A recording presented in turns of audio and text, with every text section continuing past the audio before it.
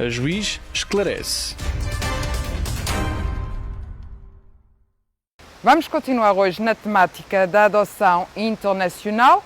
Vamos ver em que é que consiste a adoção internacional e qual foi a evolução histórica que permitiu que nos dias de hoje tenhamos a proteção, portanto, da criança que se verifica nos diversos instrumentos internacionais aplicáveis aqui em Portugal. Tenho para já de esclarecer que a adoção internacional tem a ver com a deslocação, a transferência de uma criança de um país para outro. Não há adoção internacional quando esteja em causa uma criança estrangeira residente em Portugal adotada por pais portugueses. A essa situação aplica-se a adoção nacional. A adoção internacional implica sempre que haja um país de origem e um país de acolhimento. O país de origem será aquele de onde provém a criança, que será necessariamente diverso do país do acolhimento, que é o país do adotante ou do casal adotante. Pode questionar-se, mas e quando em Portugal temos uma criança estrangeira e pais portugueses, ou temos um casal adotante estrangeiro e crianças portuguesas? Não tem a ver com questões de legislação internacional, tem, mas não tem a ver com a adoção, com o conceito de adoção internacional. Nesse caso, o que é que poderá acontecer? Teremos de ver qual é a lei pessoal aplicável a esse caso, mas serão necessariamente os tribunais portugueses, ao abrigo da legislação relativa à adoção nacional, que será focada nesse caso. A adoção internacional, como disse, implica sempre deslocação. Deslocação. A criança está num país, o casal adotante ou a pessoa adotante está noutro. O que é que acontece quando, por exemplo, a criança, no âmbito do território nacional, tenha uma nacionalidade, a família biológica tenha outro, o casal adotante tenha outro? Teremos de ver nos tribunais portugueses, nesse caso, qual é a lei pessoal aplicável, qual é a lei aplicável. E a lei portuguesa resolve esse problema dizendo que a constituição do vínculo da adoção resolve-se nesses casos com aplicação ao abrigo da lei pessoal do adotante. Existem alguns desvios, quando seja um casal adotante, por exemplo, em que ambos tenham uma nacionalidade diferente, e nesse caso iremos para o critério da residência habitual. Portanto, a lei portuguesa determina o reenvio para outras legislações, se for caso disso. Por exemplo, se a lei pessoal do adotante não for a portuguesa, teremos de aplicar aqui a lei que, no caso, seja a que se coaduna com o critério legal de acordo com as normas de conflito vigentes na nossa ordem jurídica. Mas essa questão, que é uma questão de direito internacional privado, não tem a ver com a adoção internacional. A adoção internacional aplica-se, quer esteja em causa uma criança portuguesa e um casal adotante português, ou uma pessoa adotante português, e a família biológica também seja portuguesa. Pode dar-se o caso de uma adoção internacional, nesse caso, se a criança viver noutro país qualquer e o casal adotante estiver aqui a residir em Portugal. Portanto, independentemente da questão da nacionalidade, a adoção internacional prende-se com essa questão de transferir de um país para outro determinada criança, a fim de ser constituído o vínculo da adoção. Feito este esclarecimento, cumpre também salientar que as normas relativas, aplicáveis à adoção internacional, têm vindo a registar, sobretudo desde o século passado, e nomeadamente a partir de meados do século passado, uma evolução que visa preservar o superior interesse da criança. E isto porquê? Com o advento das guerras mundiais e com as calamidades sociais e familiares que ocorreram durante o século XX, tornou-se necessário incrementar a proteção da família e da criança.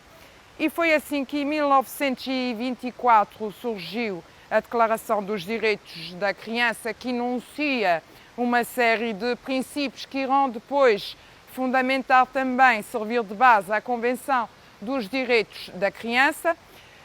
Depois da Segunda Guerra Mundial, com os problemas sociais e familiares resultantes, portanto, da calamidade que foi a guerra, tornou-se necessário, portanto, reforçar a proteção da família e da criança, e com a criação da ONU e da Unicef, acabou por ser promulgada a Declaração Universal dos Direitos da Criança e atualmente, portanto, houve diversos diplomas, convenções que entretanto foram consagradas, mas a mais relevante neste momento poderemos dizer que é a Convenção da Haia de 1993, que veio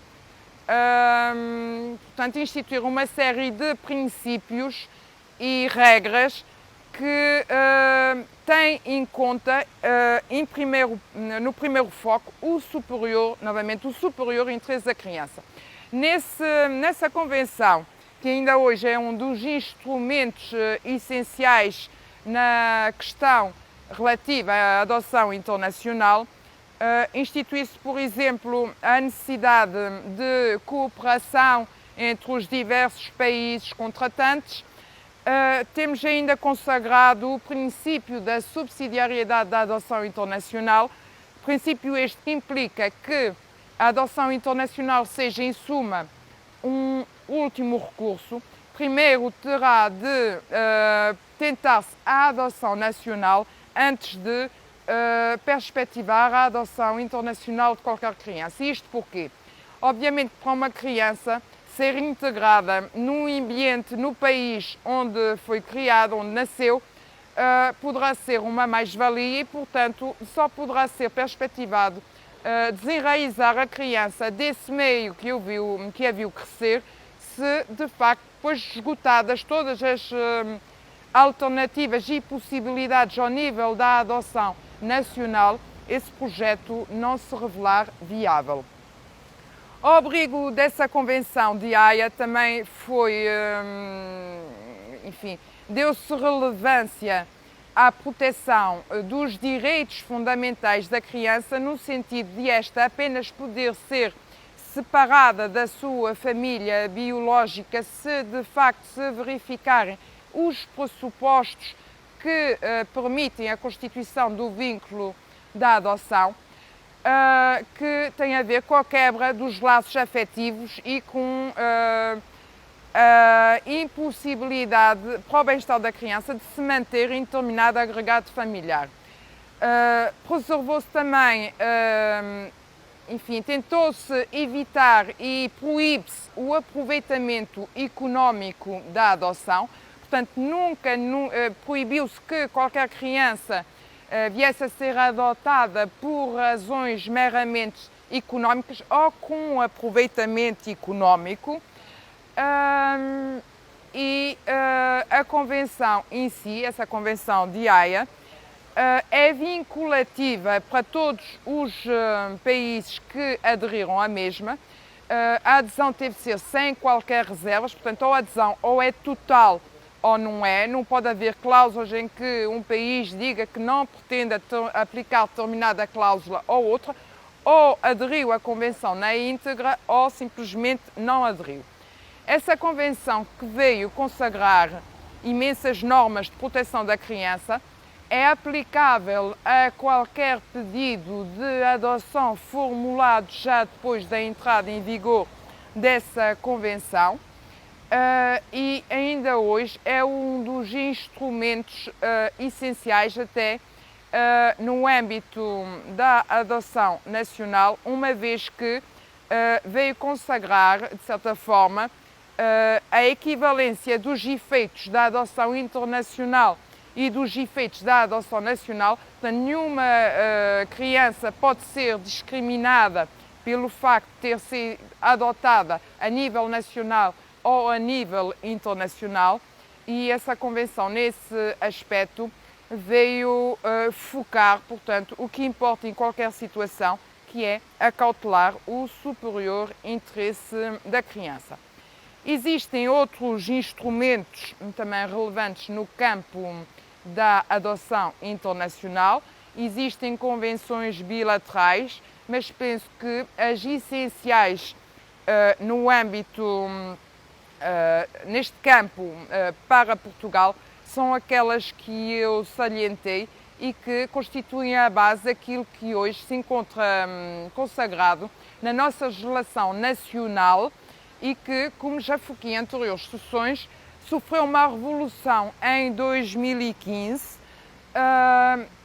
e desde então ainda não foi objeto de qualquer alteração, no sentido de reforçar, portanto, a proteção da criança e dos seus direitos fundamentais, nomeadamente quando, como acontece nestas situações da adoção nacional ou internacional, haja efetivo corte de relações com a família natural e pretende-se, portanto, assegurar que, mesmo quando tal aconteça, o primeiro foco seja a criança e o seu superior interesse. Feita este enquadramento geral daquilo que hoje regula o estudo da adoção internacional em termos de instrumentos internacionais, iremos nas ulteriores sessões esmiuçar, portanto, os procedimentos que devem ser observados nesse campo e por hoje é tudo. Espero ter sido claro. Bem-aja pela atenção.